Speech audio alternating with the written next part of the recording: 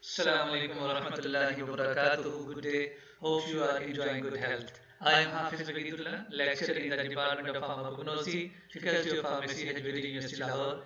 Our today's topic is Introduction, Classification and Extraction of Glycoside, and this is lecture number 1. First of all, we will see the outline of today's lecture. Today we will study introduction to glycoside, chemistry of glycosides, classification of glycoside, extraction and isolation of glycosides. And by end of this lecture, you will be able to define and describe the chemistry of glycoside. You will be able to classify glycosides on the basis of pharmacology and chemistry. Chemically, they are further classified on the basis of glycone, aglycone and glycosidic linkage. And we will also be able to describe the procedure of extraction, isolation and characterization of glycosides. Now we will see the definition of glycosides. Glycosides may be defined as the organic compounds from plants or animal sources which on enzymatic or acid hydrolysis give one or more sugar moieties along with non-sugar moiety. The sugar moiety is called glycone and non-sugar moieties aglycone are genuine. And one thing is to remember that therapeutic effect of glycoside is only due to aglycone. Glycosides are composed of two parts, sugar, non-sugar. Sugar part is known as glycone and non-sugar part is called aglycone, and therapeutic effect of glycoside is only due to aglycone. And glycone facilitates absorption of glycoside, transportation of aglycone to site of action. Glycone do two things. Number one, it helps in the absorption of glycoside and it also helps in the transportation of aglycone to the site of action. Now we will see chemistry of glycoside. What are chemically glycosides are?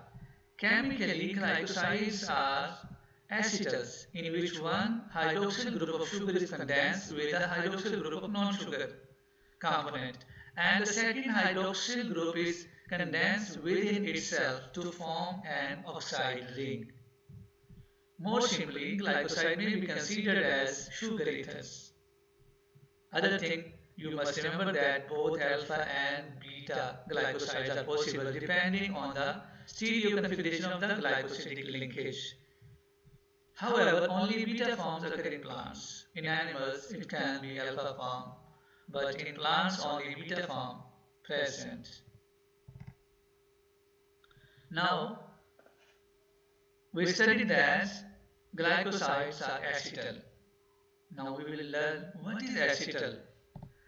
Acetal. If one carbon is attached with two alkoxy groups, it is called acetal. Hemiacetal. If one carbon is attached with one alkoxy group, it is called hemiacetal. Look into this reaction. Aldehyde react with alcohol and form this compound.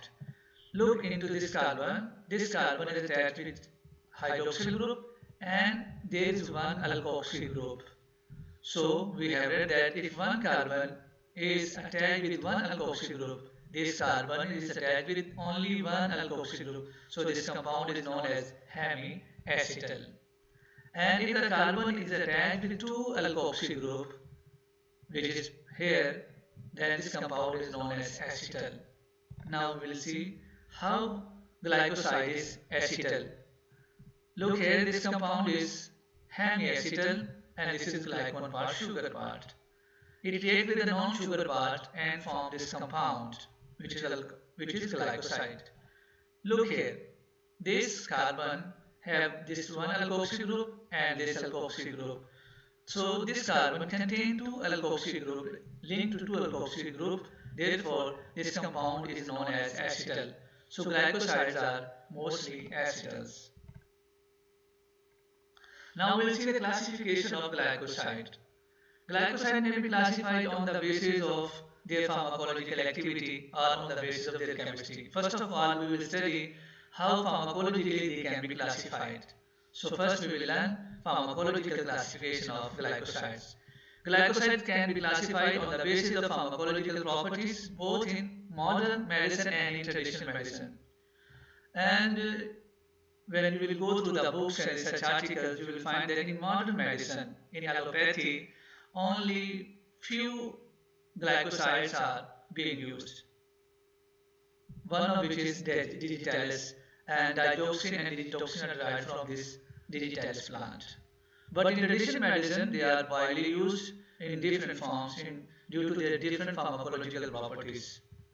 Glycoside can be classified on the basis of pharmacological properties both in modern medicines and in traditional medicines. And pharmacologically, they are cardiotonic, example is digitalis, they may be analgesic, salix alba, they may be purgative, example is Sana, anti-rheumatic, sarsaparilla, and they may be emulsant as glycyrrhiza. And host of other useful actions. There are many pharmacological properties which they exhibit, and in contemporary alternative medicine they are widely used for the purpose of treatment. Now we will study the chemical classification of glycosides. Chemically, glycosides are classified on the basis of glycone, by the type of glycosidic linkage, and by the A-glycone. So chemically they are classified on the basis of glycone, glycosidic linkage, and A-glycone. First of all, from these three classifications we will study the classification of glycoside on the basis of glycone. If the glycone group of glycoside is glucose, then the molecule is a glucoside. If it is fructose, then the molecule is a fructoside. If it is glucuronic acid, then the molecule is a glucuronide. So it means that glycoside take its name from the glycone part. Glucose, glucoside, fructose, fructoside, glucuronic acid, glucuronides. The other classification is on the basis of glycosidic linkage. Glycosidic bond or glycosidic linkage is that linkage which condense two molecules. On the basis of glycosidic linkage, glycoside are grouped into four types: C-glycoside, O-glycoside, N-glycoside, and S-glycoside. Number one is C-glycoside. Some of the anthraquinone glycosides such as cascarosides from cascara and aloin from aloe show the presence of C-glycoside. Look into this reaction. Glycone contain OH, A-glycone contain CH. This H and this OH combine and produce water molecule, and removal of this water molecule link A-glycone with glycone. Inside there is carbon. Glycone, carbon, A-glycone. So glycone and A-glycone are linked with carbon, so therefore they are known as C-glycosides. Second one is O-glycoside. They are common in very higher plants like senna and rhubarb. This is glycone which contain OH, A-glycone contain OH, S and OH combine to form water molecule, and glycone and A-glycone are linked with O. Therefore, they are known as O-glycosides. Third type is S-glycoside. Their occurrence is restricted to isothiocyanate glycoside like sinigrin. They are formed by interaction of sulfatyl group of A-glycone and hydroxyl group of glycone. Look here, glycone OH, A-glycone have SH molecule. This H and OH combine to form water molecule, and glycone and A-glycone is linked with S. Therefore, they are known as S-glycoside. The last one is N-glycoside. The most typically representative example of N-glycoside is nucleoside, where the amino group reacts with OH group of ribose, deoxyribose, and ultimately gives N-glucosidic form. Glycone have OH group, A-glycone have NH, H and OH combine to form water molecule, and glycone and A-glycone are linked with N. So they are named as N-glycone. N-glycosides. Now we will study classification on the basis of A-glycone. And remember that A-glycone is that part which exhibits therapeutic activity. Their pharmacological activity only belongs to A-glycone. They are classified into different classes. Number one class is cardioactive glycosides. The glycosides which have positive inotropic effect on heart muscle are called cardioactive or cardiotonic glycosides. These glycosides are also known as steroidal alkaloids because chemically they are steroidal in nature. Cardioactive glycosides include digitalis, strophanthus and white squirrel. Second class is anthraquinone glycosides. The glycosides which on hydrolysis yield anthraquinone among the products of hydrolysis are called anthraquinone glycosides. Anthraquinone glycosides include cascara, aloe, rhubarb, cochineal and senna. Third class is saponin glycosides. The glycoside which when shaken with water produce persistent froth are called saponin glycosides. They act as surfactant and reduce the surface tension. Saponin glycoside include glycyrrhiza and sarsaparilla. Cyanophore glycosides, the glycosides which on hydrolysis yield hydrocyanic acid (ACN) as one of the products of hydrolysis are called cyanophore glycosides. Example of cyanophore glycoside is wild cherry. Class 5 isothiocyanate glycoside. The glycosides which on hydrolysis yield isothiocyanate among the products of hydrolysis are called isothiocyanate glycosides. Isothiocyanate glycosides include black mustard. Class 6 is lactone glycosides. The glycosides which have lactone ring in their chemical structure are called lactone glycosides. Example of lactone glycoside is cantharide. And remember that cantharide is not from plant origin, it is from animal origin. Cantharis vesicatoria. Class 7 is aldehyde glycoside. The glycoside which on hydrolysis yield aldehyde as a glycone among the products of hydrolysis are called aldehyde glycosides. Aldehyde glycosides include vanilla. And eighth group consists of miscellaneous glycosides which includes gentian, quassia and dioscorea. Now we will study how can we extract and isolate glycosides from plant and also their characterization. So general extraction method for glycoside is Stas-Otto method. This method is very simple method. First step includes the drug containing glycoside is finely powdered. First of all, we will powder or pulverize the drug and then it is subjected to successive extraction in a soft slit apparatus. Now then we will extract crude drug or glycoside from that powder drug through soft slit apparatus, and the solvent which is used is alcohol or any other solvent which is suitable for the extraction of that glycosides. After extraction, collect the extract and treat with lead acetate to precipitate tannins. Remember that when we extract the crude product, it also contains tannins along with glycoside.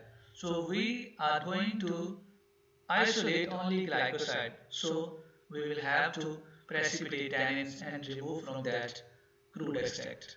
After that, filter it, and to filtrate past hydrogen sulfide gas to precipitate excess of lead acetate and convert it to PPT of lead sulfide as this is toxic. So this is toxic material. So now we will filter again. After that, extraction which is pure extract of glycoside, we are to isolate the fractions from this isolation. The filtrate is subjected to fraction crystallization, distillation or chromatography gives pure component. After getting pure component, we are to find out the chemical structure of that compound. For this purpose, to find out molecular structure of the component, we use spectrophotometer, ultrared assays, infrared, NMR, nuclear magnetic resonance and mass spectroscopy. These methods are utilized to determine the molecular structure of the compound. Now, we will go through again from the Stas-Otto method. First of all, we will powder the drug. From powdered drug, we will extract using Soxhlet apparatus. After that, collect the extract and treat with lead acetate. When we treat with lead acetate, tannins are precipitated and we will filter it again, and then to filtrate we will pass hydrogen sulfide, which will help in the precipitation of lead acetate.